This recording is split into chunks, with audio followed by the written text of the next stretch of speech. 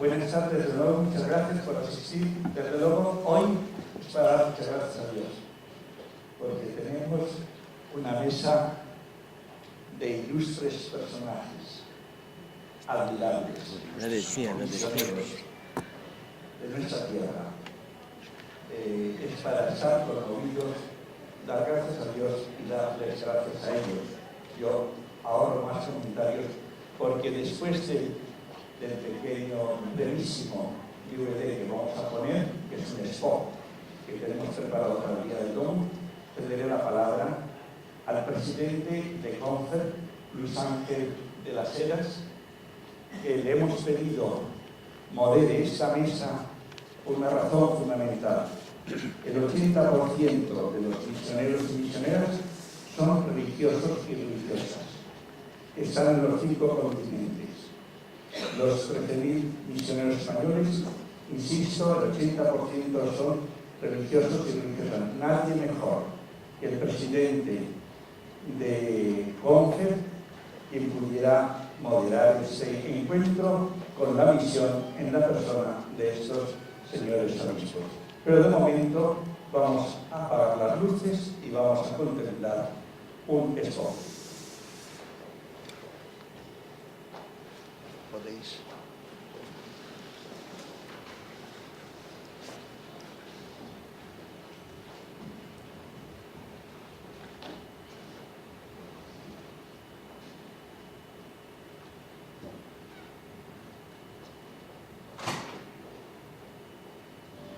La verdad es que son los que siempre ganan, los que están. Se toman la miseria al hombre, no van hasta la torre. Tiene la nacionalidad y la vida en Grecia. Nadie es capaz de hacer lo que hacen ellos. Hombres y mujeres nuevos, misioneros, ayúdales. La verdad es que son los que siempre ganan, los que están. Se toman la miseria al hombre, no van hasta la torre. Tiene la nacionalidad y la vida en Grecia. Nadie es capaz de hacer lo que hacen ellos.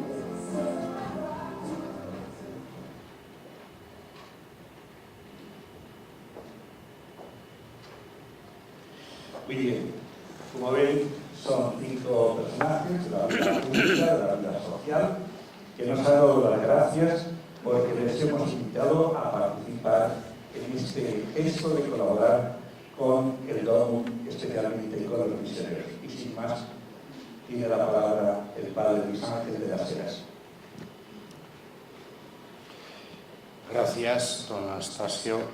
Muy buenas tardes a todos, amigos y amigas. Y doy las gracias a Obras Misionales Pontificias y a su director, don Anastasio, por abrir este espacio para conocer testimonios de misioneros religiosos. Él lo ha dicho, son muchísimos, pero en esta tarde tenemos la suerte de contar con 3 que van a hacernos ver de cerca la realidad de los misioneros, de las misioneras por todo el mundo.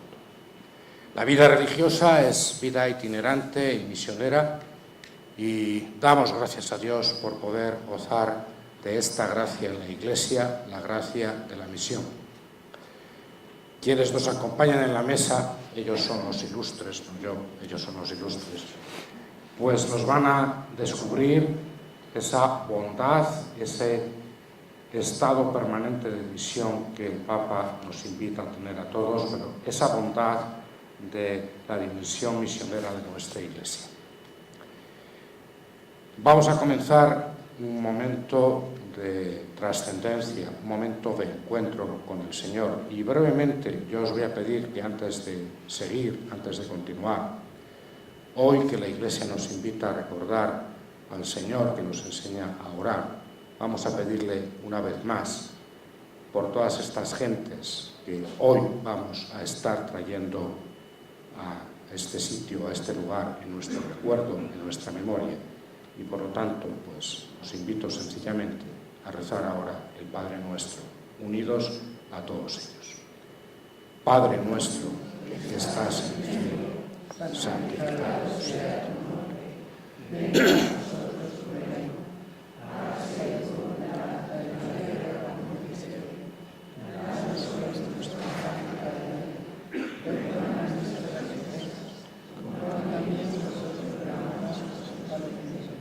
No nos dejes caer en la tentación y líbranos del mal. Quienes están aquí en la mesa conmigo, yo creo que les conocéis a todos, son allá en la esquina Quique Figaredo, prefecto apostólico en Camboya, en la prefectura de, él lo pronunciará mejor, la prefectura de Battambang.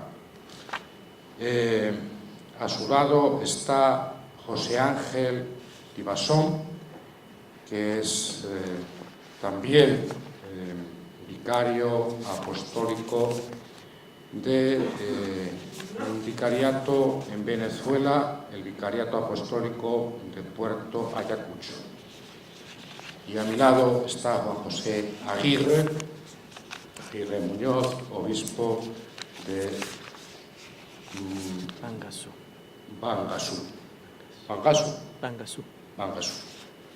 Bien, voy a presentarles rápidamente a cada uno de ellos y lo voy a hacer no por el orden que están en la mesa, sino por el orden de edad. José Ángel Tibasón cuando oigáis su acento veréis que es un auténtico venezolano nacido en un pueblo de Pamplona, Navarra, España, Artajona. Ahí ha estado este verano acompañando a su Virgen de Jerusalén, la patrona del pueblo. Pero escucharéis, tiene un perfecto acento venezolano de Pamplona. Bien, él es salesiano, hizo su profesión religiosa con 16 años, porque ahora ya tiene 75 y cuando él entró en los salesianos, pues se hacía la primera profesión un poco antes en edad. Y al hacer la profesión, enseguida se fue a Venezuela, con 16 años, supongo que con el permiso paterno, pero ya de eso uno ni se acuerda. El caso es que entonces ya se fue a Venezuela. Se ordenó de sacerdote en Turín el año 65 y estudió la teología en la Universidad Pontificia Salesiana de Roma y después también estudió en Caracas. Ha sido formador de los salesianos, ha sido formador de estudiantes de filosofía, ha sido encargado de la pastoral juvenil de la Inspectoría Salesiana por 11 años, ha sido director de comunidades, ha sido inspector provincial y fue nombrado en marzo del 96 vicario apostólico de Puerto Ayacucho. Él ha participado en el Sínodo de los Obispos sobre la vida consagrada en el 94, en la Conferencia de Aparecida y en capítulos generales, por supuesto, de la Congregación Salesiana. El Vicariato Apostólico de Puerto Ayacucho es una sede que tiene, en 2010 contaba con 167.000 bautizados y está en la zona de la Amazonía venezolana. El Amazonas es un estado de Venezuela con una extensión territorial de 184.000 kilómetros cuadrados. En pocos años ha pasado de ser un territorio ocupado casi exclusivamente por indígenas y muy ignorado y abandonado a ser un estado sobre el que convergen multitud de intereses, pero con un desarrollo muy precario. Este estado es importante por la peculiaridad de su gente, sus recursos naturales, por sus mágicos paisajes también y por su ubicación dentro de las periferias de nuestro mundo. El siguiente en edad no es Quique, es Juan José Aguirre, tiene 60 años, nació en 1954. Él estudió en un colegio de La Salle, en Córdoba, España, y parece que tenía intención de ser médico, pero entró en la congregación de los misioneros componianos del Corazón de Jesús, y ahí se formó en teología, en filosofía, en antropología, y se ordenó sacerdote en 1980. En 1997 es nombrado obispo coadjutor de Bangasú él había ido a Centroáfrica al poco de ordenarse, y ahí estuvo trabajando pues desde el año 80, 17 años después es nombrado obispo coadjutor, y en el año 2000 asume la diócesis, toma posesión de la diócesis como obispo titular de Bangasú. Juanjo es muy conocido por su grito en favor de las gentes en Centroáfrica, por denunciar todo lo que ahí está ocurriendo, de lo que nos olvidamos con frecuencia los que no vivimos allí, y es un buen puente entre África y Europa, África y España, sobre todo entre África y Córdoba, porque en Córdoba es donde él comenzó con esa fundación, la Fundación Bangasú, que preside para poder ayudar a las gentes de su diócesis. La fundación dice él que es su retaguardia cordobesa, y bueno, pues ahí está y sigue luchando con ella. Hace poco él ha dicho algo que creo que es bien interesante y conviene recordar: la vida del misionero es a veces aparente fracaso, pero Dios la transforma en triunfo.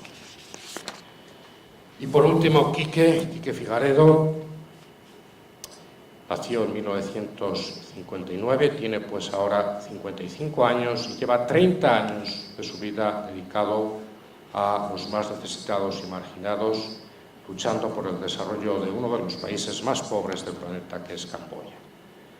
Quique es el 7º hijo de una familia de 8, asturiano de Gijón, y estudió en el Colegio de los Jesuitas de Gijón. Los claretianos también tenemos colegio en Gijón, pero él fue con los jesuitas, el Colegio de la Inmaculada.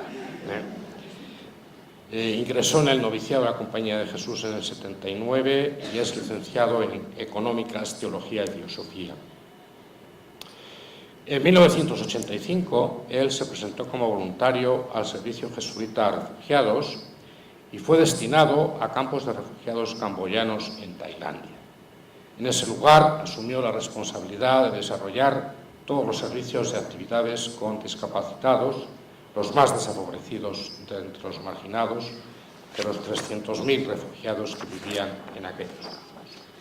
Durante esos años, Quique también trabaja no solo en Camboya, sino también en la campaña internacional para la prohibición de las minas, campaña que recibe el Premio Nobel de la Paz en 1997.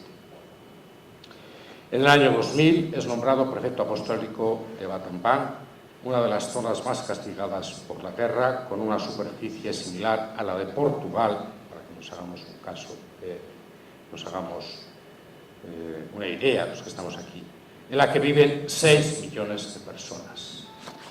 De todo esto, Quique, José Ángel, Juanjo nos van a completar ahora, porque la biografía de estos hombres no es una biografía de datos ni de méritos, que tienen muchos, sino sobre todo la biografía de hombres que sirven a la misión y sirven sobre todo a las personas más desfavorecidas en los lugares donde están. Ahí encuentran y nos demuestran al Cristo crucificado. Por eso les he pedido a cada uno de ellos ahora, empezando por José Ángel, que es el más joven de espíritu y el más mayor de edad, que puedan completar estos breves trazos biográficos con su historia y su vocación misionera. Buenas tardes a todos.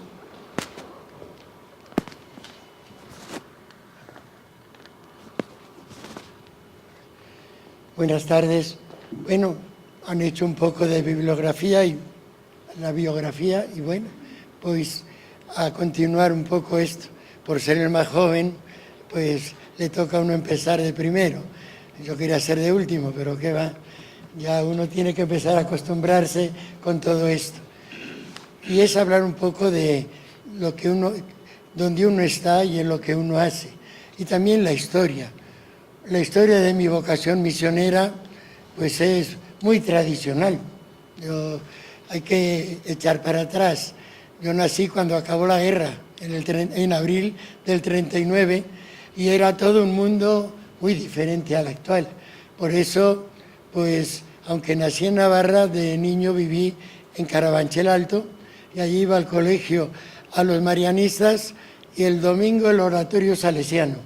Y allí pues uno compartió, vivió y encontró pues un ambiente en la familia, muy unido, muy misionero. Por ahí está una hermana mía que fue misionera más de 30 años en América y el nombre que se puso ella al cambiar fue Sor Hermana Javier. O sea, para decir que había un ambiente de misionero, de entrega, que la familia sin duda ocupaba y que en el ambiente donde uno vivía esto seguía. De manera que es una vocación muy tradicional desde esa perspectiva. Cuando acabábamos el noviciado, pues nos dijeron los voluntarios que pueden ir para allá y que tengan permiso de sus padres, pues yo dije que estaba dispuesto. En mi casa los hermanos decían que no, que era el chiquito de la casa, pero mi mamá, si Dios lo llama, yo no me voy a poner contra Dios, de manera que si lo llama, que vaya. Y hace uno, pues se fue, y hace 59 años que yo llegué a Venezuela. De manera que cuando vengo a España vengo con mucho gusto a ver a la familia, me siento totalmente unido, pero ya uno no es de aquí, ya uno, aunque tenga las raíces y se sienta con todas estas raíces, uno ya piensa poco y conoce otro ambiente. Es la vocación misionera, pues es así. Yo como salesiano tuve mucho trabajo de pastoral juvenil. Tuve muchos años y eso fue un aprendizaje extraordinario y también de trabajo con los ambientes populares. Entonces uno fue desarrollando su vocación desde esta perspectiva de trabajo con jóvenes y de trabajo en ambientes muy populares, con todo lo que significó para esto el posconcilio, la renovación de las congregaciones religiosas, toda esta dinámica muy exigente que se fue viviendo por aquellos años, muy implicado en todo este tema. De así, pues uno siguió trabajando.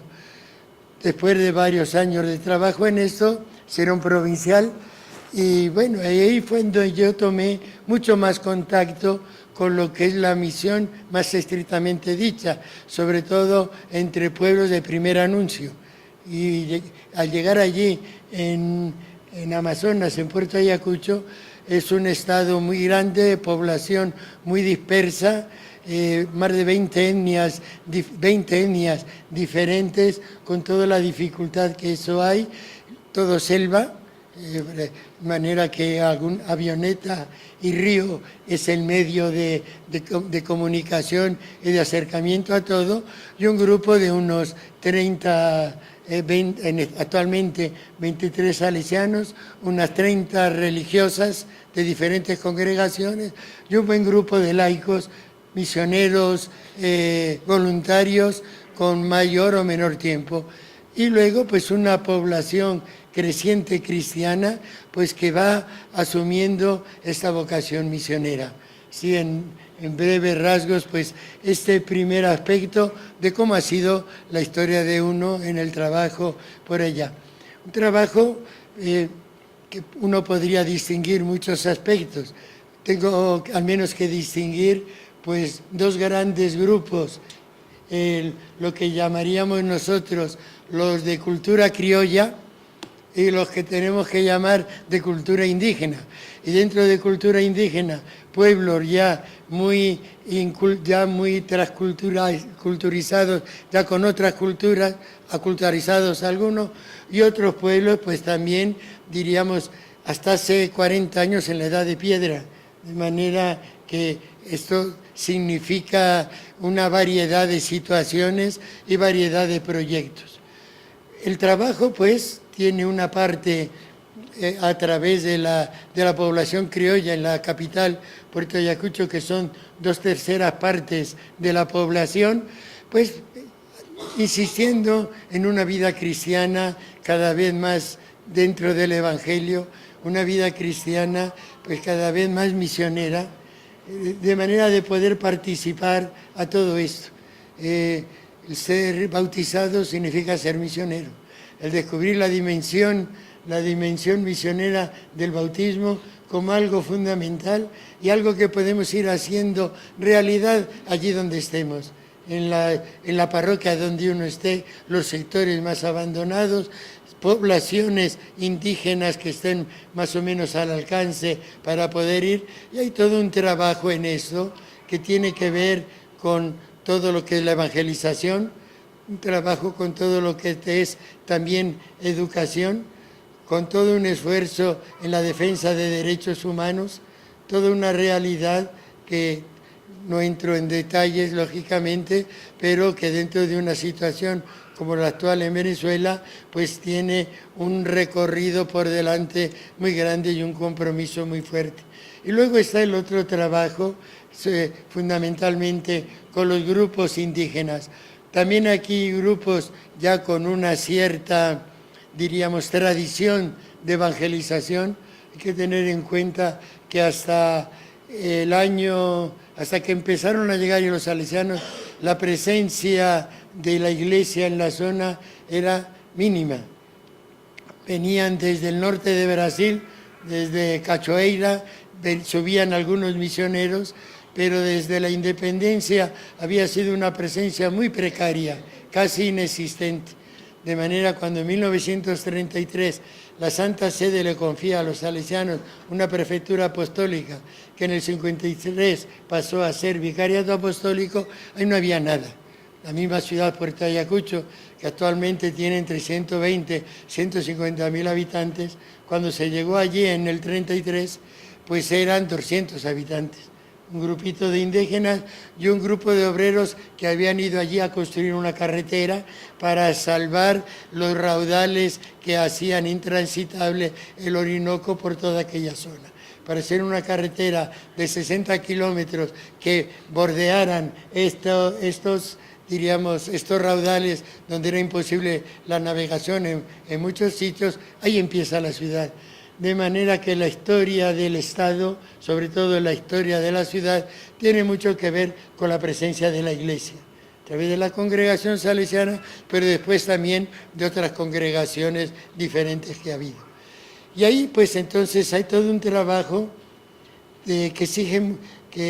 muy exigente en relación a la inculturación. El trabajo con indígenas nos ha enseñado mucho a los que no somos indígenas. Uno va a dar, uno va a ser presente y luego uno se da cuenta que hay mucho más lo que uno recibe, que Dios estaba presente en esos pueblos, que no estaba presente Jesús, pero que en la medida que van conociéndole hay un gran interés en conocerlo y eso se va dando en un cambio, diríamos, cultural. Cuento una anécdota.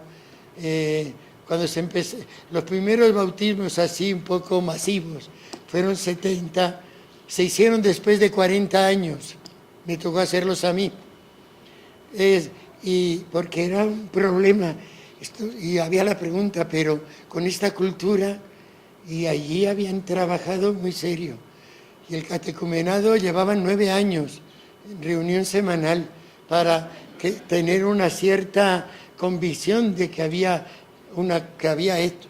Cuando empezó el catecumenado después de muchos años, un día en las reuniones semanales de unas 3-4 horas, pues se le dice, mire, pinten a un Yanomami catecúmeno y a un Yanomami de la selva. Y la diferencia principal era que el catecúmeno llevaba reloj, el de la selva no. O sea, era entrar en otra cultura. Y yo recuerdo que se cortó de golpe aquel proceso, porque un poco era, vamos a bautizarnos, vamos a ser catecúmenos, por los beneficios que podemos tener con esto. Y se cortó, hasta que empezaron a llegar, algunos ya no, mami, queremos conocer la buena noticia de Jesús. A mí se me grabó la expresión, porque indica realmente lo que es el centro, lo que es lo básico. Y se empezó todo un trabajo. Cuando me tocaron hacer los bautizos, en uno de los sitios, yo no hablo de Yanomami, yo llegué ya cuando era bastante mayor, el que traducía era un Yanomami, y estaba Pompeyo. Mira, Pompeyo, ¿y tú por qué no te bautizas? Lo hacía de maravilla. Me dice, no, señor, no estoy preparado. Yo tenía mis dudas. Esta gente, esta cultura, no estoy preparado. ¿Cómo es que no estás preparado? Ay, sí. Hace 3 años, lo cuento muy a menudo yo esto, hace 3 años mi hermano me robó la mujer y yo todavía no lo he perdonado. Y Jesús dice que hay que perdonar. Hasta que lo perdone, no me bautizo. A mí que fueron todas las dudas que tenía, absolutamente todas. Lo que es captar lo esencial, lo fundamental. Entonces, hay una cultura. Para ser cristiano no tiene que dejar de ser Yanomami. Allí hubo mucho influjo de evangélicos, de las nuevas tribus, del Instituto Lingüístico de Verano, que por los años 40 tuvieron mucha labor y que erradicaba aquella cultura. El enorme trabajo que significa descubrir los signos de evangelio que ya hay en esa persona, descubrir las categorías culturales a través de las cuales ellos van expresando los verdaderos sentimientos y desde ahí comenzar toda una evangelización. Y entonces ese es el trabajo fundamental que se va dando con algunas de las etnias despacio, con otras pues, ya avanzando, de manera de ir creando una iglesia Yanomami, una iglesia Piaroa, e ir buscando pues los ministros de esta iglesia. Uno de los proyectos que nosotros vemos que acariciamos más es el de los diáconos permanentes, tener diáconos permanentes indígenas, que cuando predican el evangelio desde su experiencia y categoría, eso es otra galaxia, eso es otra cosa, otra captación. Entonces, todo un esfuerzo que se va haciendo para ir descubriendo justamente el mensaje del evangelio. Todo un ejemplo para involucrarnos en el proceso histórico de estos pueblos que están absolutamente amenazados. En el momento actual, la búsqueda de oro, la venta del territorio nuestro de este estado a China, a una multinacional china para la búsqueda de oro, es brutal.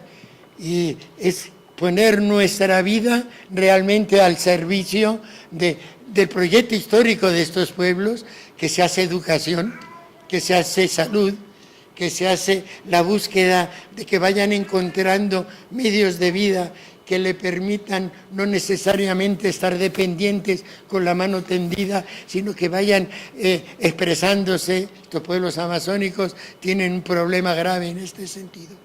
Pues es un poco la vida, más que mía, que vivo en Puerto Ayacucho, pues la de misioneros que han estado 20, 30 años más, que cargan a sus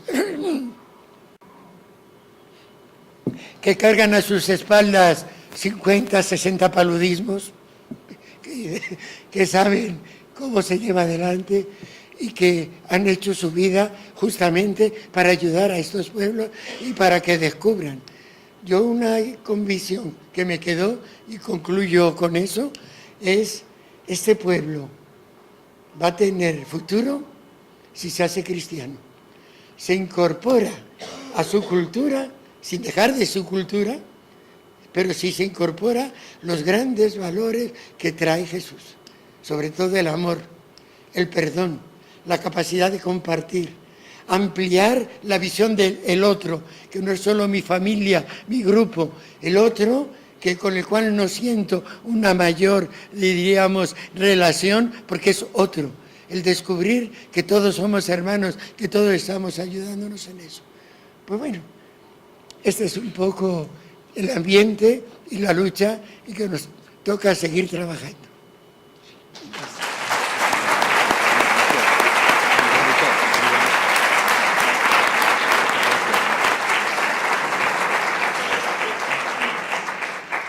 Muchas gracias, José Ángel.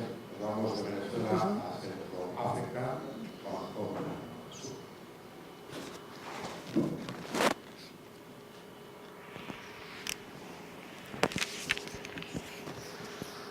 Buenas tardes a todos.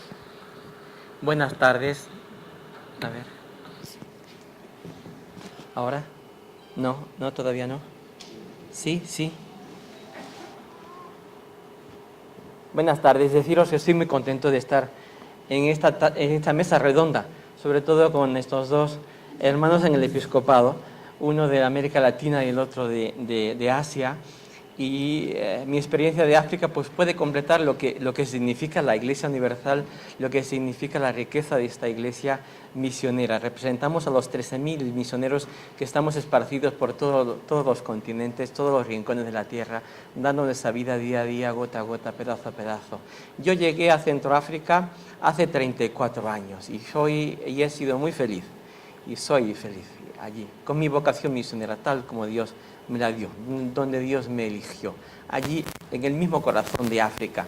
Llegué a un sitio que estaba muy, muy alejado, estábamos a 7 días de coche del primer teléfono, 7 días de coche del primer médico, en plena selva, en el Quinto Pimiento. Allí me pusieron mis hermanos combonianos allí a trabajar mis primeros 7 años.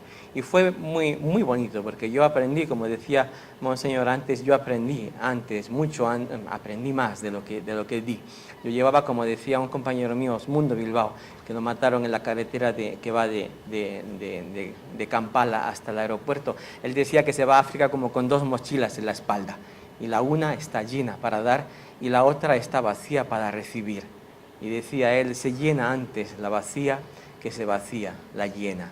Y efectivamente eso fue lo que nos pasó también, me pasó también a mí. Yo fui a aquella misión tan lejana, y cuando yo empecé a enseñar con todas las teorías que llevaba y mi mochila llena, un catequista de los muchos que tenemos allí, los catequistas son nuestras manos y nuestros pies, hay más de 300 catequistas en la diócesis de Bangassou, un catequista que me quería bien, y él decía, como siga así, no va a llegar en ninguna parte. Como siga en este plan aquí, en plan de dar conferencias y de dar y de saber, y en plan de cállate y que yo te enseño, que yo sé más que tú, no va a llegar a ninguna parte. Pero este catequista, claro, me sentía respeto por el nuevo misionero que llegaba con 28 años, y entonces este catequista decía, ¿cómo se lo voy a decir? Se lo tengo que decir de alguna manera que él lo pueda entender, pero tampoco sin ofenderlo. Y ahí me di cuenta yo de la mentalidad preciosa que tiene el pueblo con el que yo he vivido, la cultura con la que yo he vivido, porque este catequista, para decirme que tenía que cambiar de manera de ser, este catequista simplemente me invitó a comer. Su mujer me preparó un pollo, y entonces fuimos a comer un pollo. Y después del pollo, el catequista me dijo, padre, ¿tú te acuerdas de una escena del Evangelio donde Jesús va a predicar justamente a Nazaret y predica allí en la sinagoga, y después de predicar lo quieren casi despeñar? Todo fue un fracaso. Y yo decía, sí, por supuesto, eso es Lucas capítulo 4. Y decía él, es que ese texto a mí me gusta, Y luego me decía, ¿y recuerdas aquel otro en que Jesús va caminando y llega a un pozo, y en el pozo se sienta, y llega una mujer y le pide de beber? Digo, claro que sí, ese es Juan capítulo 4 también. Dice, sí, es que ese texto a mí también me gusta mucho, pero más que el otro.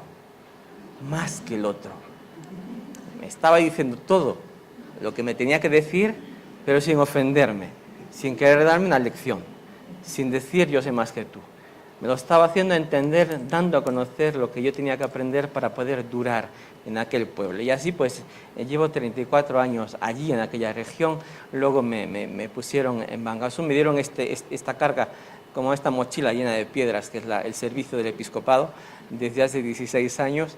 Y entonces, pues, ayudar a nacer a esta iglesia que está allí en Centroáfrica, una iglesia muy joven, muy dinámica, muy viva. Yo digo siempre, allí en la catedral de Bangassou tiene 800 plazas más o menos, pero allí muchos domingos hay que llegar, si quieres, 10, 15 minutos antes, si quieres encontrar plazas, si no encuentras sitio y tienes que quedarte de pie. Y cuando llegas allá, pues en mitad de la misa te das cuenta que más de la mitad de los participantes son jóvenes. Quiere decir que encuentras una iglesia muy dinámica, una iglesia que a veces pues, es compuesta, hay muchas mujeres que no saben leer y sin embargo aprenden una palabra del Evangelio, se aprenden un mantra del Evangelio y lo repiten. Y lo van repitiendo, van encontrando en el Evangelio razones para vivir, razones para la esperanza. Y es muy bonito ver cómo el Evangelio prende en aquella cultura de una manera muy sencilla, cómo el Espíritu Santo hace su trabajo, pues no obstante nosotros y no obstante nuestra fragilidad, porque realmente los misioneros somos del montoncillo, tampoco es que seamos nada de otro mundo, pero el Espíritu Santo lleva un poco allí su manera de entender y hacer crecer la iglesia. Desde hace poquito tiempo en la República de Centroáfrica nos ha caído encima un tsunami, un auténtico tsunami. Y la verdad es que no sabemos el por qué, porque somos un pueblo pacífico y somos un pueblo tranquilo, que vivimos del campo en plena sabana arboreada sin meternos nunca con nadie. Y sin embargo, pues de hace 6 años nos cayó de encima un tal Joseph Kony que guiaba el ejército de resistencia del Señor, que del Señor no tenía nada porque era todo del diablo, y era tremendo. Nos ha pegado una cantidad de bofetadas, nos ha pisoteado de una manera no podéis ni imaginar. Ha quemado a tantísimos poblados y ha vapuleado toda la zona de Bangassou y toda la zona del este de la República de Centroáfrica. Mi gente aguantaba y aguantado. Nos han raptado cantidad de niños, se los han llevado a la selva, niños y niñas. Han hecho brutalidades con ellos, niños soldados, y con ellas han hecho esclavas sexuales. Y hay hoy, estamos hablando de 2014, hoy hay más de 300 todavía que no han vuelto a casa. Los que sois padres os imagináis qué significa que vuestro hijo o vuestra hija con 13, 14 años se lo hayan llevado y no haya vuelto a aparecer, y se lo hayan llevado y no sepáis todavía si está vivo o no está vivo. Entonces yo lo que intenté hacer era hablar del tema, escribirlo, sacarlo en los periódicos, mandarlo a diferentes sitios, a los periódicos, a La Croix, que es un periódico francés que se escribirá en francés. Aquí en Religión Digital me publicaron artículos en Mundo Negro, en la República Mundo Negro, para dar a conocer, denunciar lo que estaba haciendo este hombre allí, porque era un genocidio silencioso. Entonces hemos tenido que aguantar la presencia de este grupo, la Armada de Resistencia del Señor, que nos ha provocado también el que llegan tantos refugiados que llegan del Congo y entran en Bangassou. Os estoy hablando de miles de refugiados que llegan, huyen del Congo, porque en el Congo también están allí y son muy radicales y son muy peligrosos, y llegan hasta Bangassou, cruzan el río y llegan a Bangassou, salen de su casa, que es el Congo, y llegan a Centroáfrica, que también es su casa. Y allí pues los acogemos, y allí pues hay organismos humanitarios, por ejemplo el PAM, que es el Producto Alimentario Mundial, y el órgano de la ONU para la acogida de refugiados, el HCR, que los acoge y que los integra. Y se quedan en su casa, y se quedan allí 2, 3, 4, 5 años, lo que sea necesario, porque están huyendo de una situación tremendamente de violencia, ¿no? Entonces, para que os hagáis una idea, cuando aquí en España están llegando a la valla, y cuando 100 quieren saltar la valla, ya es primera noticia en los periódicos, y es una historia enorme, y casi nos da miedo de que entren los negros en España, que es la puerta de Europa. Sin embargo, nosotros tenemos la experiencia allí en Centroáfrica de miles de refugiados que nos llegan de otros sitios. Hemos estado con los sudaneses del Sudán. En mi diócesis han estado 12 años y los hemos tenido allí, eran 15.000 y no pasaba nada, y estaban bien, y no tenían pasaporte, ni tenían visado, ni tenían ningún papel, y no había ninguna policía, ni ninguna valla con concertinas que los estaba esperando, nada. Llegaban a su casa y allí los hemos acogido. Incluso les busqué un sacerdote que hablara la lengua de ellos, del lingala, para que les pudiera hacer las catequesis y hacerles la misa también los domingos y los días de semana en lingala. Quiere decir que allí en África hemos aprendido una manera de ser, una manera de vivir, una tolerancia, pues que nos es muy buena. Y la hemos aprendido porque el africano nos la ha enseñado.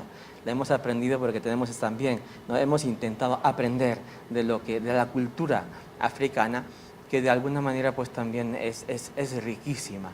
Ellos tienen una capacidad para quitarle leña al fuego que no os podéis ni imaginar. Una capacidad de desdramatizar, al menos la gente con la que yo vivo en Centroáfrica, una capacidad para desdramatizar increíble, ¿no?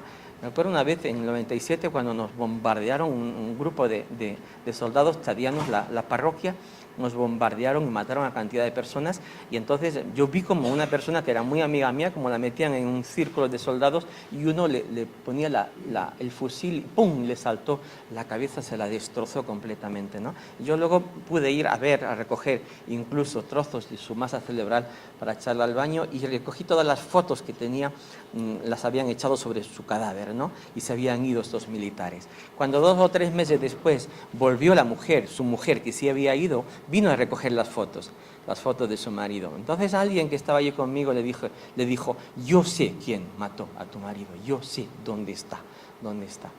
Y ella decía, pues no me lo digas. Si lo sabes, no me lo digas. Como diciendo, no me obligues a que toda mi vida me la pase odiando a alguien. No me digas, no quiero saber quién es el que ha sido, ni quién le ayudó, ni quién fue su cómplice, porque toda mi vida voy a estar odiando a alguien y eso no es evangélico. ¿Ves? Ella pues utilizó una manera diferente de mirar las cosas, de vivir el evangelio, que a mí me sorprendió muchísimo y me ayudó. Y últimamente, desde hace 2 años, ha llegado también otro grupo yihadista llamado Seleka. Nos han llegado del norte, del Chad, han entrado en Centroáfrica, han pisoteado Centroáfrica como no podéis ni imaginar. En el 2013 fue horrible. Venían armados con sus Kalashnikov, bien armados, pues no sé por quién, no sé quién los armó, pero llegaron a Centroáfrica y destrozaron toda Centroáfrica en los 9 meses que estuvieron allá en el Centroáfrica cuando tomaron el poder.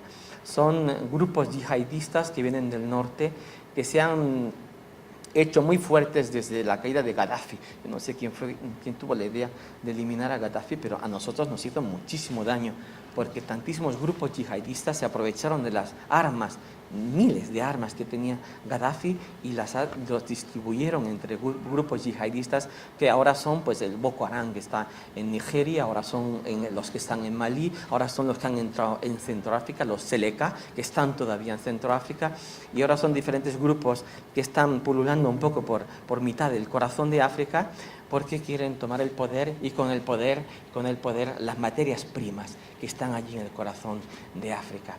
Después, cuando lograron echarlos del poder a este grupo de Selekas, llegaron otro grupo de personas no musulmanas que llamaron antibalakas, y entonces ellos fueron a eliminar a los musulmanes, a todos los musulmanes, metiéndolos todos en la misma cacerola. Aquello fue en 2014.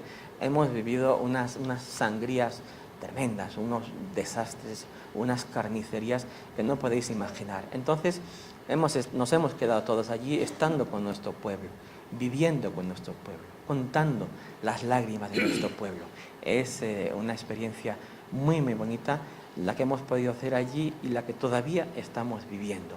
Para terminar, para que os hagáis una idea, simplemente una idea, si hablamos del mes de julio pasado y el mes de agosto que hemos terminado, pues allí donde yo estoy han muerto más de 200 personas. Muchas de ellas las han degollado, como hemos visto en la televisión, con ese horror que hemos visto como degollaban al taxista londinense o al turista francés. Es horrible. Pues nos han degollado a muchas personas así, 200. Y no ha pasado nada, no ha pasado como noticia en los periódicos. Y sin embargo es muy gordo. Todo lo que nuestro pueblo tiene que aguantar, tiene que soportar, y lo soportan pues a veces con una dureza muy, muy grande, con un dolor muy, muy grande.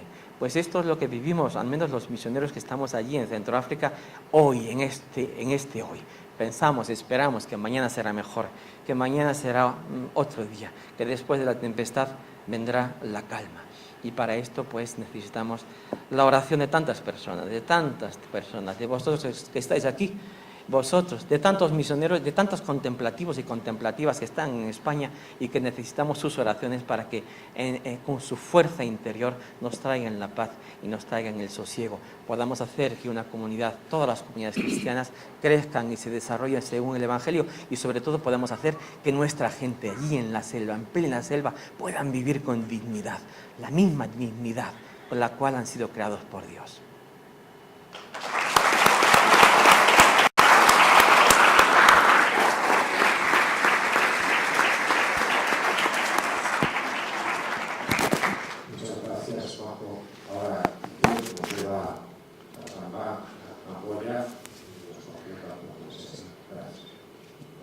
Muchas gracias.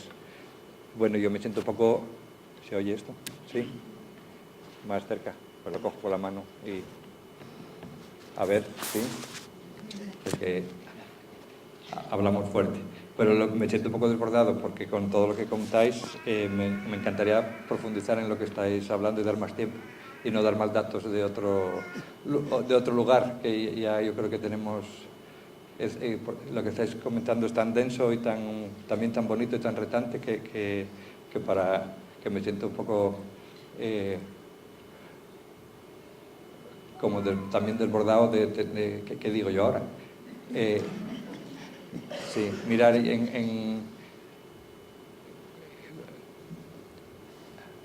mi vocación misionera viene de una experiencia de búsqueda de Dios que yo le pedía al Señor que se me mostrara, ¿no? Y que quería saber, yo vengo de una familia muy cristiana, muy católica, con mi padre, mis hermanos, y yo les veía rezar y yo quería rezar y que tener un encuentro como el que tenían ellos, que les veía tan devotos y tan píos, ¿no? Y yo rezaba y no había manera de encontrar mucho gusto. Y un día, bueno, fui invitado a Tessé, a un congreso de jóvenes, un congreso ecuménico en Francia, en el monasterio de Tessé, y allí tuve una pequeña revelación del Señor. El Señor me dijo: que no te vuelvas loco, búscame en la gente. El rostro de la gente soy yo. Y aquello me cambió totalmente la visión sobre mi vida y sobre Dios. Y desde aquel momento empecé a buscar al Señor en la gente. Y esto me llevó aquí en Madrid, cuando estaba ya estudiando la carrera, Económicas, a trabajar de voluntario en el barrio de La Ventilla. Y daba clases de contabilidad y de oficina a inmigrantes, que en aquel momento no eran inmigrantes extranjeros, eran inmigrantes españoles. Había algún marroquí, pero la mayoría eran inmigrantes españoles. Y poquito a poco allí fui descubriendo que mi vida no era para mí, que era un regalo y que era para los demás. Y esto me llevó a la vida religiosa, y después, cuando acabé la carrera de Económicas, quería poner, yo le dije a mi provincial que yo quería poner rostros a tanto número, que quería, y pensaba que el servicio de refugiados que había fundado el padre Arrupe, que me podía ayudar porque iba a conocer a esas personas que en este mundo no tienen sitio, que si podía ir a trabajar con ellos iba a aprender mucho del Señor, ¿no? Y entonces fui enviado, y yo pensaba que iba a ser enviado, os lo digo, a América o a África, y resulta que vino una carta de Bangkok, y yo no tenía ni idea qué era aquello. O sea, fue una sorpresa que, bueno, la cogí, y después, cuando llegué a Bangkok, me destinaron a los campos de refugiados de camboyanos y con los discapacitados, que no tenían ninguna experiencia. Bueno, fue una bendición, porque me colocó en el corazón, por decirlo así, del sufrimiento de Dios hoy, entre gente que son víctimas de la guerra, muchas de ellas víctimas que no entienden por qué lo son, y a servirles y ayudarles. Como decíais, aprendemos mucho más de lo que hacemos, de lo que servimos. Nos explican el Evangelio mucho más de lo que nosotros lo podemos explicar. Y escuchando, pues nos hacemos mejores porque estamos cerca de la gente. Y en ese sentido tenemos muchísima suerte. Somos una iglesia que tenemos una suerte muy grande. Estamos en lugares donde la vida, los cruces de valores son muy fuertes, lo básico es realmente importante, o sea, la vida de la gente es lo importante, su dignidad es lo importante, y eso nos hace sentirnos iglesia al 100%, ¿no? Y el Evangelio se hace vida. Me lo voy a contar una anécdota. Justamente hace el 9 de septiembre, un pequeñito de 9 años pisó una mina, ahora, el 9 de septiembre, y fuimos al hospital a darle ánimos y también a decirle que tenemos un hogar para él, si quiere venir. Y me encontré con este chico, con este niño, y con su padre, que tiene otros 4, y él es el tercero, este niño. La acogida que nos dieron fue fabulosa, y la sonrisa del crío ha sido pues impresionante. Ver a un niño de 10 años que lo que estaba haciendo era recoger setas para comer. Es una familia emigrante, no tienen tierras, viven en la casa del dueño, pero no es su casa. Y este pobre niño recogiendo setas pisó una mina china, los chinos, una mina china que es de plástico, y entonces los detectores de metales no la pueden detectar, y bueno, ahí estuvimos con este chaval, se llama Toy, Y tengo que decir que, claro, cuando te encuentras con él hay mucha tristeza, pero también hay una belleza de la vida impresionante. Y la vida de Dios está ahí. Y en ese sentido te sientes confundido porque Dios te está hablando diciendo, aquí estoy, estate conmigo, ¿no? Y échame una mano. Y estamos invitados a esto, ¿no? Bueno, a este niño le hemos ofrecido venir a casa, no ha estudiado, nunca ha ido al colegio, no conoce qué es el colegio, y el padre, como es muy pobre, en el hospital ayuda a todo el mundo a mover las camillas y esto, para así le dan algo y pueden sobrevivir en el hospital, ¿no? Bueno, pues ahí estamos, ahí está la iglesia, ahí están los servicios. Cuando llegué al hospital la primera vez, me encontré con una querilla que vino y me vino a decir, hola, padre, siempre se lo ocupó. Y digo, ¿de dónde vienes? Y dice, yo de la iglesia. Y esta niña, sí, no la conozco. Y dice, sí, voy a practicar la danza. Nosotros promocionamos la cultura y tenemos grupos de danza, y esta niña que es del barrio, y digo, ¿tienes a alguien enfermo? Y no, vine con mi madre, y después estuve con su madre, y su madre venía porque tiene tantos problemas que salió de paseo, y el único sitio de paseo es el hospital. Bueno, moviéndome un poco más para atrás, porque queríamos que el niño se sacara unas fotos en las flores y salir al jardín.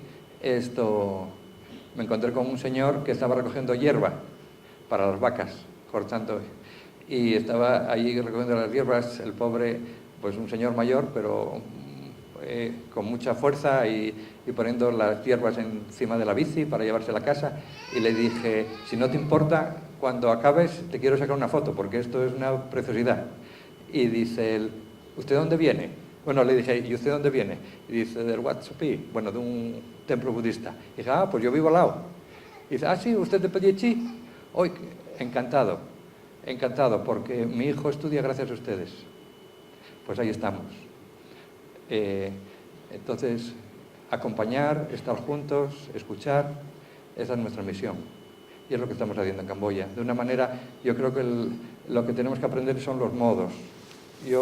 Si la iglesia misionera tiene que decir algo, y la vida consagrada tiene que decir algo a la evangelización o a esta sociedad, son los modos. Hay que estar presente y hay que estar sirviendo, y con sencillez, sin grandes cosas.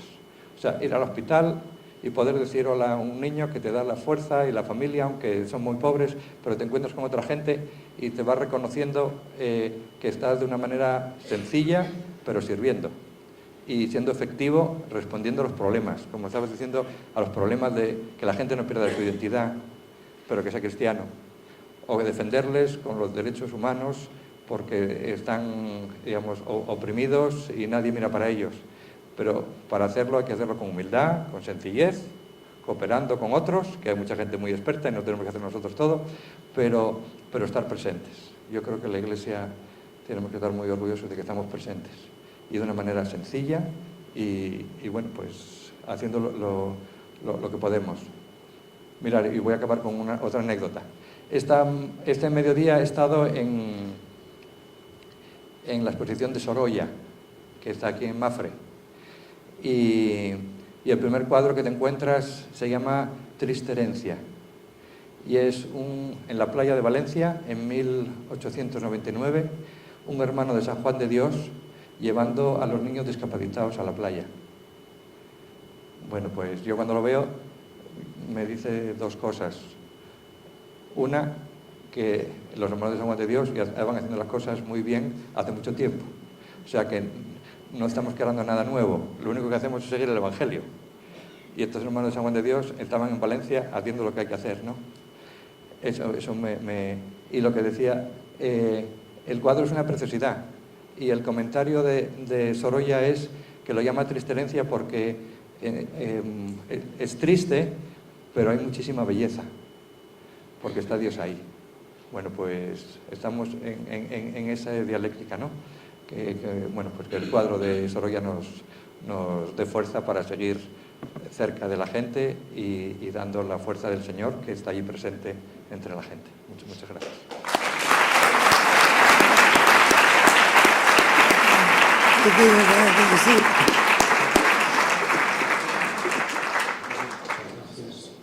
Gracias. Sí que hemos estado hablando de diálogo intercultural, diálogo interreligioso, han estado hablando de integración, lo que viviendo, han estado hablando realmente de las claves que necesitamos para que renazca la alegría, que renazca la vida en unas situaciones muy difíciles, muy duras para todos los ciudadanos de Mongolia, por lo tanto para vosotros que habéis pasado esta ciudad. Vosotros viajáis de Asia a Europa, de América a Europa, y algo también habéis hecho esto. ¿Cómo podéis hacer que estos viajes que hacéis se conviertan por vuestra parte ya son fluidos de nuestra parte hacia vosotros? ¿Qué más? Os lo he explicado ahora, ciertamente la oración hay que estar. ¿Qué más podemos hacer para que nos acerquemos a vuestras realidades, podamos hacer que renazca la alegría y la vida nosotros junto a vosotros? No hace falta que contestéis ahora por orden de danza. Sí, por orden. Arranca. ¿Arranco? Sí. Sí, sí.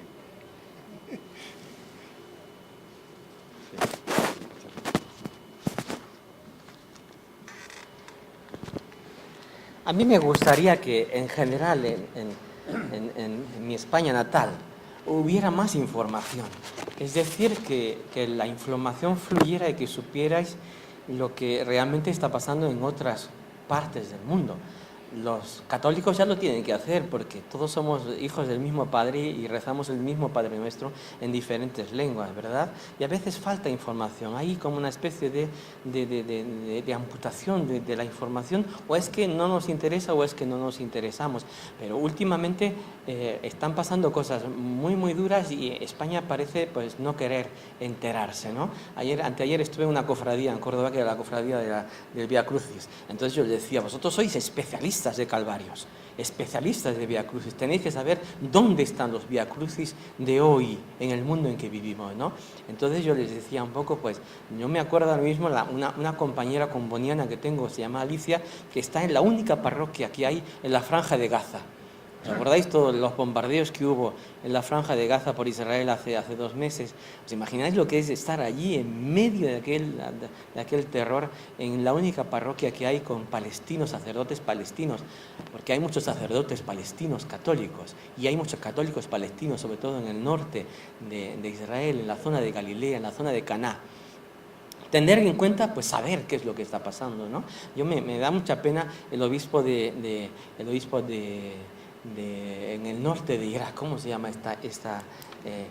y él se ha quedado pobretico él solo, la segunda ciudad del norte, no es Alepo, es, bueno, recordádmelo, Mosul, había 350.000 católicos y se han ido yendo, los han ido echando a base de bombardeos, a base de atropellos, ¿no? Y él se ha quedado allí, pues eso, porque él veía que llegaban a la iglesia cuando estaban rezando, llegaban un movimiento con sus metralletas, empezaron a tirar y mataron a todos. El día de Navidad de hace 2 años lo hicieron allí en Mosul, ¿no? O estos misioneros están en Alepo, están los salesianos como vosotros, están los maristas, que están ahí aguantando mecha, aguantando todo lo que tienen que aguantar, un auténtico Vía Crucis, ¿no? Y están allí porque no quieren dejar a su pueblo, porque quieren contar las lágrimas de su pueblo, porque Cristo sufre allí en su pueblo, ¿no? Lo que están viviendo ahora mismo en Sierra Guinea, lo que están en Sierra Leona, en Guinea Conakry, en Liberia, en Nigeria, todo aquel problema, esta pandemia, esta epidemia del ébola, lo están viviendo allí muchas personas, lo están sufriendo muchísimas personas, pero lo están viviendo, están siendo acompañados por ONGs que lo están haciendo muy bien.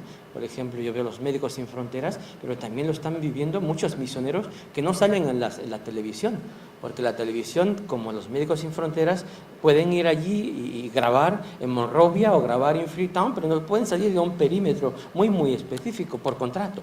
Pero entonces, ¿dónde están ¿Qué hacemos con los enfermos que están a 50 kilómetros, a 60 kilómetros al norte? Ahí están los misioneros, ahí están los javerianos, están las hermanas de Teresa de Calcuta, están cantidad de enfermos guiados o cuidados por los hermanos de San Juan de Dios, por tantos y tantos misioneros que no salen en la televisión y que todos nosotros deberíamos conocerlos. Yo creo que a veces pues, nos quedamos un poco faltos de información, faltos en toda la Iglesia, no solo los católicos, también en la vida religiosa, también en todos. Deberíamos estar más hambrientos de información de todo lo que pasa, de otras realidades que están pasando en el mundo de hoy y que hacen sufrir muchísimo a la Iglesia.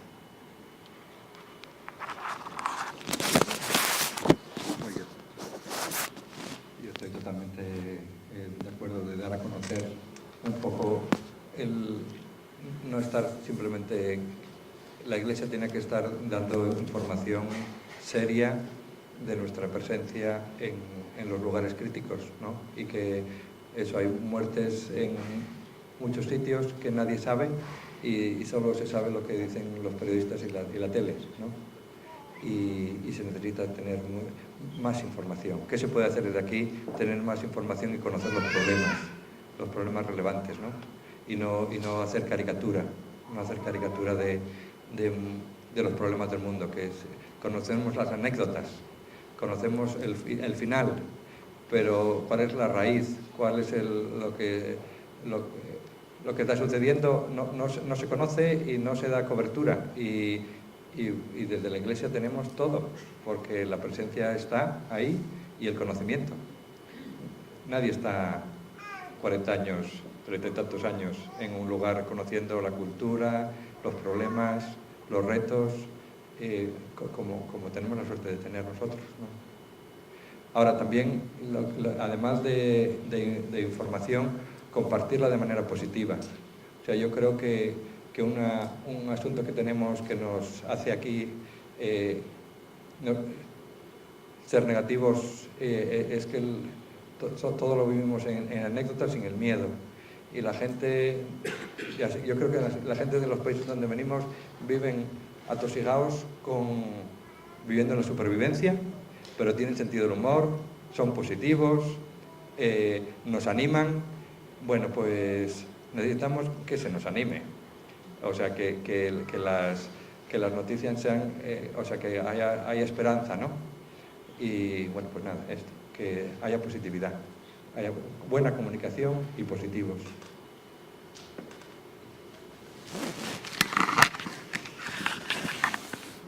Comparto todo esto y añadiría un elemento. Ojalá haya una información. Pienso, por ejemplo, ahora desde Venezuela, donde la información que se tiene aquí es casi nula.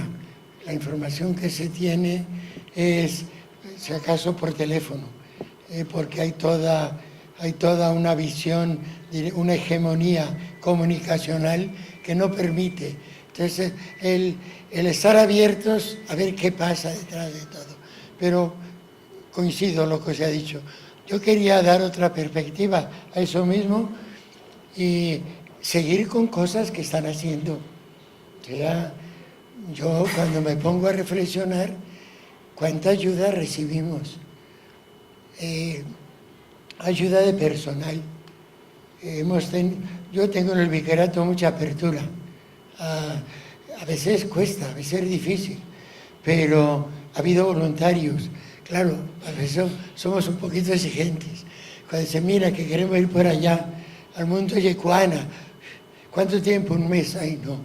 Para cuando llegas se te fue el tiempo, ni te enteras en qué estás. Pero hay gente que dice, un año, oye, vamos a hablar. Y de verdad, yo tengo mucha gente que ha estado mucho tiempo allí, y algunos que han estado 2, 3, 4 años, un año, y que son una ayuda enorme. Porque nos ponemos viejitos, es una ayuda enorme. Tendemos a que sean de allí. Yo tengo en este momento muchos más voluntarios de Venezuela que no de fuera. Tengo pocos de fuera, pero hay 15 muchachos, un año entero. Acabé la universidad, un año voy a dedicarle a esto. dos hermanos abogados la semana antes de venirme a trabajar, uno en la Oficina de Derechos Humanos y otro en una escuela allí perdida en la selva para que tengan oportunidad de estudiar otra gente que no lo tiene. Es una ayuda real, también la económica, hay ayuda. Yo tengo que hacer propaganda, ¿no? Así, yo por ejemplo estoy agradecidísimo a las OEBP por lo que nos mandan y por los proyectos que podemos hacer. El llevar la formación de diáconos, de 10 diáconos en este momento, de 4 etnias, es costoso.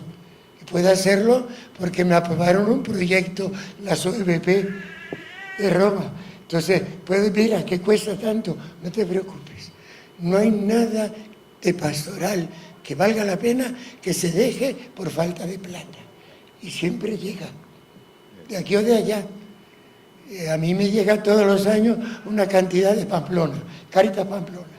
Lo que sobra, me dijo Monseñor Sebastián, cuando en el sínodo de la vida consagrada estábamos cerca en la reunión de grupos y me dice, ¿de dónde eres tú? Yo soy su feligres, yo soy de Artajona, ¿cómo va a ser? Y cuando a los 2 años me hicieron obispo, fui a saludarle. Y me dice, mira, ¿ya fuiste por Cáritas? No, mira, aquí la gente es generosa. Y todos los años se hacen todas las obras y sobra. Y tenemos como principio no capitalizar nada. Antes enviábamos a religiosos y religiosas, pero son tantos que le tocaban 4 pesetas a cada uno. Pero hemos decidido a los obispos que estáis en algunos de estos sitios diferentes de lo que sobra. Y de verdad, la primera cosa que yo hice con lo que me llegó fue un centro de formación de jóvenes que se llama San Francisco Javier, obligatorio, ¿no? Pero, y allí van los chavales, pues de todas las escuelas a tener una formación. Hay escuelas públicas que tienen su reunión cada 3, 6 meses, pero es casi el único mensaje que les llega. Y eso tiene un valor, y es ayuda de lo que se ha recibido. O sea, yo creo que hay que dar las buenas noticias y hay que felicitarse. O sea, ojalá haya una comunicación, este apoyo tan grande como se recibe de parte de ustedes, pues este apoyo de personal, de simpatía, que sin duda ustedes nos siguen dando y que nos hace tanto bien a todos. Bueno, acabas de mencionar algo que voy a dar ideas. ¿Qué se puede hacer desde aquí? Formar misioneros y voluntarios. Hacer el seguimiento de aquí antes de que vayan y hacer el seguimiento cuando vuelvan. Y también que no 1 mes o 2 meses, 1 año o 3 años. Entre que llegas y te enteras y aprendes la lengua, ha pasado 1 año. Entre que empiezas a dejar de... Cuando pasa 1 año empiezas a enterarte. Bueno, pues algo así. Formación para que tengamos esos misioneros laicos, buenos médicos, buenos catequistas, que vengan y nos enseñen a los que estamos allí y que colaboren y que vengan con sencillez y humildad a aprender, pero que vengan y estén con nosotros.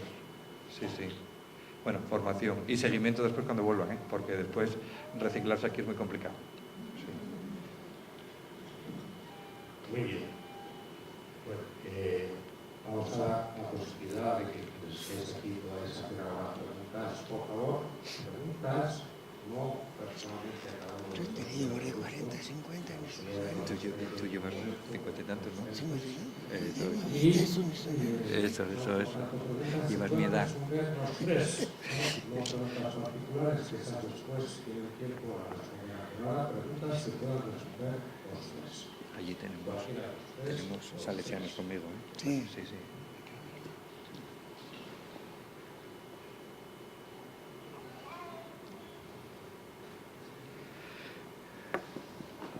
Me acerco aquí a ti, que así estamos. A ver si se me pega algo. Me voy a acercar a ver si me pega algo. Ahora se está hablando también de conversión pastoral, iglesias misioneras.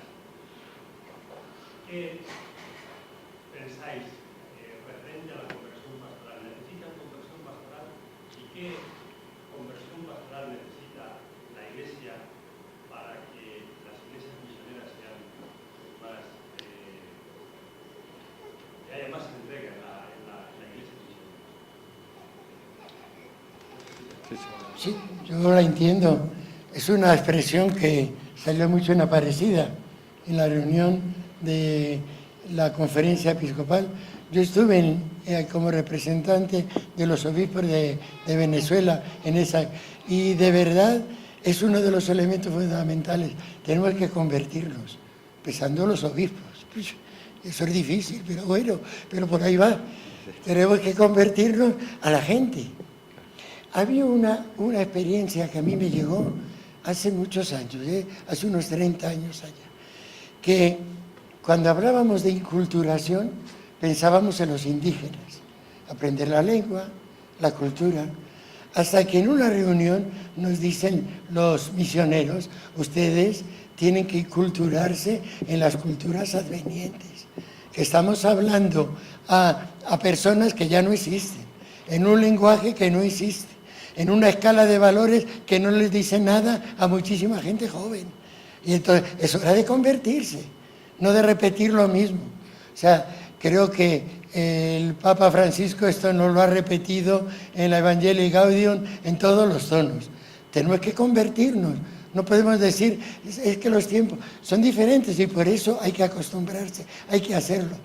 La última reunión, nosotros tenemos en el vicariato 2 asambleas anuales de laicos y sacerdotes y religiosos. Y la última era justamente sobre la conversión personal. A ver, tenemos que hacer una iglesia misionera.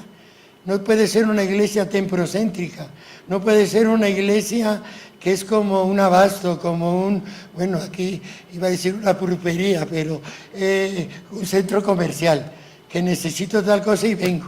Necesito una confesión, me confieso. Necesito una misa, vengo. Y eso es muy poco para ser un cristiano. Tenemos que convertirnos todos, el asumirlo. Esta conversión personal es ver qué nos pide el Evangelio hoy, para justamente con nuestra palabra y nuestro ejemplo poder llevar a los demás un mensaje que da sentido, porque esta es la alegría del Evangelio. La alegría del Evangelio es decir, me he encontrado con el Señor. Una idea, nosotros tenemos una pastoral con mucha frecuencia, que supone la evangelización, y eso es mentira. Nosotros hacemos catequesis y creemos que porque están bautizados ya todos son cristianos. Un momento, están bautizados, pero se han encontrado con el Señor, lo han aceptado como parte de su vida. Y la primera conversión es, ¿qué hago para que mi catequesis sea evangelizadora? ¿Qué hago para que mi ejemplo sea de una persona que trabaja en su comunidad, en su barrio, en su urbanización? Y ahí, porque sabemos que es cristiano, da un ejemplo de, no voy a dar recetas ni mucho menos, pero sí entiendo que es una gran tarea. Y uno de los elementos de esta conversión es hacernos misioneros. Todos somos enviados. En la medida que asumimos esta responsabilidad, cada uno ve desde dónde. Pero una persona honrada en una oficina de corruptos está llamado no a dejarse corromper, sino a ver cómo levanto yo callos ahí en el lugar donde estoy, justamente porque no me dejo comprar. Y lo digo, aunque sé que a lo mejor me van a desechar, me van a hacer un poquito por fuera, porque ya estorbo. Yo veo la conversión personal desde ahí. Y ojalá toda la iglesia lo veamos como una tarea que tenemos. Y esta dimensión misionera de la vocación cristiana es sin la menor duda uno, diríamos, de los canales mejores que nos pueden ayudar en esta conversión. Bueno, está dicho. Ya está dicho. No.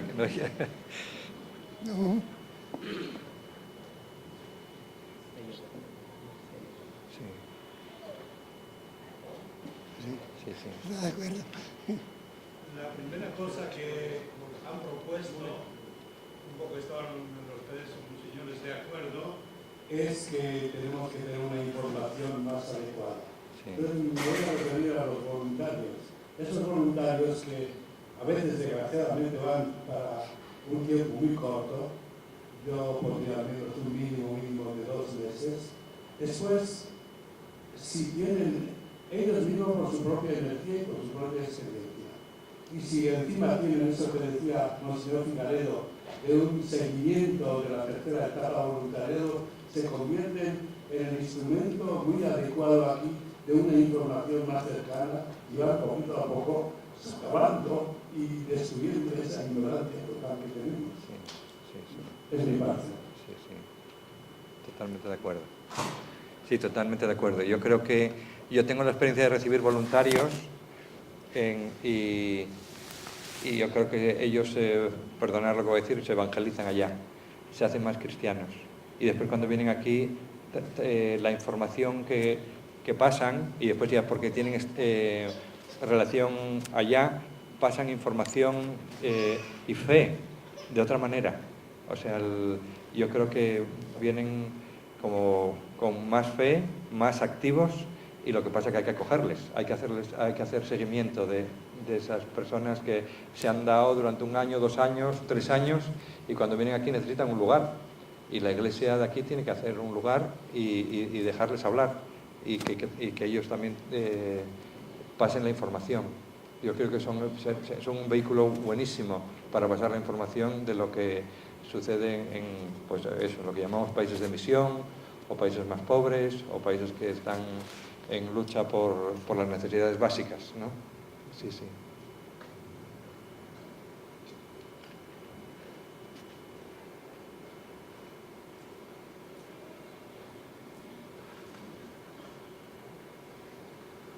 Yo quería preguntar cómo en aquellas tierras de misión y a veces de tanto dolor y tanto sufrimiento, cómo se ve de cara más, de qué manera se ve mejor la misión.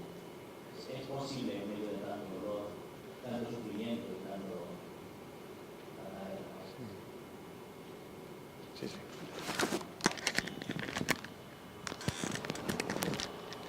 Muchas veces vivimos en lugares de alto riesgo, o muchas veces vivimos en lugares en donde el volumen de sufrimiento es enorme.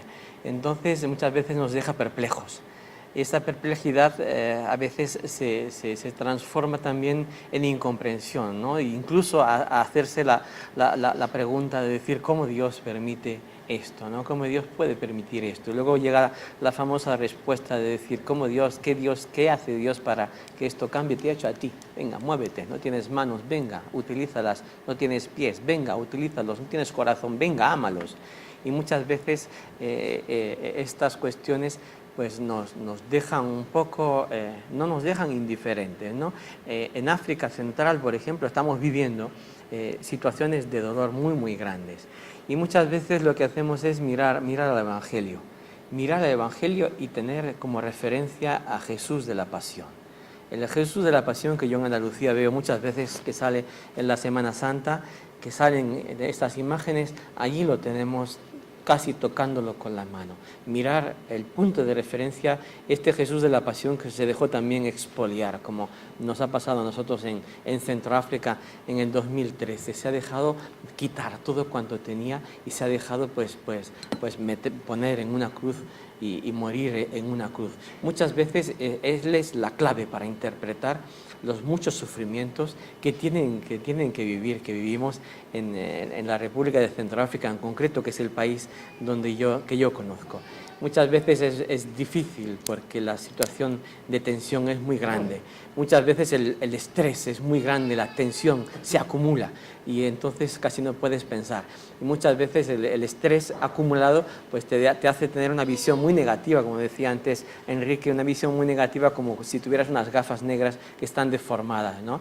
Y sin embargo tienes que tener la lucidez, o el Señor nos da la lucidez para fijarnos en Él, en la pasión, y ver que como Él vivió la pasión es una llave de interpretación para entender también todas las pasiones humanas. Es como cuando vosotros abrís el ordenador y tenéis que darle ¿cómo se dice? Un mot de passe en francés, ¿cómo se dice en castellano? Una contraseña. Pues muchas veces la contraseña para poder vivir en lugares de alto riesgo, vivir en situaciones muy, muy difíciles, en donde la vida se hace muy, muy difícil, muy cuesta arriba, para personas que ya tienen muy cuesta arriba la vida en Centroáfrica. La esperanza de vida al nacer es de 48 años. la esperanza de vida al nacer, y del 8 al 12% de la población está contagiada, seropositiva de SIDA. Entonces ya la vida es muy difícil y encima nos llegan situaciones que nos hacen todavía hacer todavía mucho más complicado y mucho más desesperada nuestra vida. Y muchas veces mirar al Cristo de la Pasión es la llave para entrar, para interpretar todo cuando nos pasa. Yo creo que en este sentido, el año que viene, ¿no?, tendréis la vida religiosa consagrado. Tenemos todo un año dedicado a profundizar la vida consagrada. Yo creo que en este punto podríamos profundizar un poco todos, ¿verdad?, de las crisis actuales que estamos viviendo. ¿Dónde está el Señor en esta crisis? ¿Qué nos enseña el Señor a través de esta crisis? Y sobre todo, ¿qué nos enseña el Cristo del Calvario de las crisis que estamos viviendo todos y cada día? Añadiría una cosa, totalmente de acuerdo, pero es interesante también ver que la religiosidad profunda de muchos de estos pueblos no se acude, se le echa poco la culpa a Dios. Se puede echar la culpa a los gobiernos o quién sabe a quién, pero hay como una cercanía con relación a Dios que es interesante, que no se manifiesta como la manifestamos nosotros, misa, comunión, no, pero hay unas manifestaciones de Dios, por ejemplo, en el amor, donde una persona pobre que no tiene nada y la mujer, la vecina, que no tengo con qué dejar al muchacho, déjalo aquí, donde comen 5, comen 6, chica, deja. Esa cercanía de Dios para enfrentarlo todo. O sea, yo sí siento que hay unos valores profundos que tienen otra medida. Y es donde uno tiene que aprender a descubrir que ahí están, no solo las semillas del verbo, y algo más que las semillas. Hay tanta vivencia de los auténticos valores cristianos. Entonces, yo sí creo que otro elemento es este. Y luego lo que se ha ido diciendo también aquí, el estar con, entender la misión no en compartir la vida, compartir el destino de este pueblo, con lo que esto traiga. Hay circunstancias, cuando yo escucho lo de África, pues estoy totalmente ajeno casi a esto. Es toda otra problemática la que yo vivo. Hay otra problemática. Diríamos, las perspectivas que pueden tener en el futuro muchos de estos pueblos que están condenados prácticamente a desaparecer, a que los observen. La riqueza que hay en sus territorios, diríamos, despierta demasiados intereses en los cuales, más allá de lo que se dice, el interés por las personas de allí es casi nulo, es apariencia y no otra cosa. El compartir la vida con ellos y ver que uno tiene algo de relación con lo religioso, con Dios, refuerza, revaloriza toda esta cercanía de Dios. Era para añadir esto. Hola, no quería interrumpir, pero me llama la atención. En toda la conversación, y recuerdo cuando Juanjo y toda su gente estaba sufriendo, la misma tarde estaban esperando a que el Papa Nuevo apareciera. Recuerdo que yo insistí muchísimo, llamé a la televisión, muchas veces me llamó, la que mientras esperaba a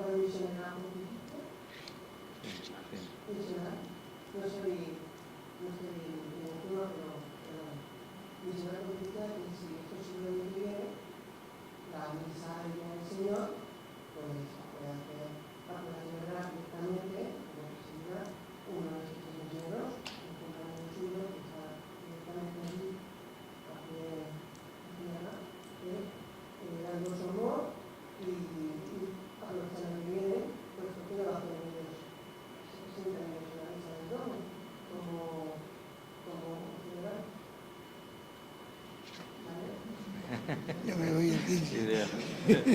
Claro, porque van a haber 2 millones de católicos romanos. Al menos son 2 millones, no es todo el mundo. Y nada más, a ver, deciros que Miguel Ferreira ha hecho hace muchos reportajes en el pueblo de Dios y les recomiendo muchas ayudas con vosotros. Sí. Pero vamos a darle Don Anastasio quiere decir algo. Yo creo que la ha intentado, Ana. Ha intentado que algún misionero presida la misa del Domum, pero no lo sé, no coincidimos. Estamos en otros sitios. Nos llaman por muchas partes. Es difícil.